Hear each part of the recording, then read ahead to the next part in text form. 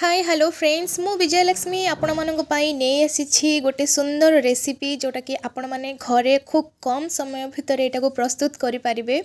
एठी जोटा देखा जाउचे सामना रे आपण जानि सारिथिबे एटा होची साबुदाना जोटा को मु राति रे भिगे किना रखिथिली मते खीर प्रस्तुत करिवार थिला तो एटा को भिगे कि रखिथिली आ खीर रे जहा जहा दरकार सब इंग्रेडिएंट मु एकसु सामना रे रखी जे जेमति देखंतु साइड रे ड्राई फ्रूट्स काजू आलमंड ए सब जिंस मो पाखरे थिला तो मु अलग किसी किणी तो मो पाखे थिला सेतिक जिनस आम प्रस्तुत करवा खीरी तो ये हूँ क्षीर जोटा कि मु प्रथम बसिक फुटे देती तो आपड़ चाहिए स्टार्टिंग रू सेमती कंचा क्षीर देके डायरेक्ट करें नचे फुटे रखिपारती मत सबू खीरी प्रस्तुत करिवार नाही किछिटा क्षीर मु रखिबी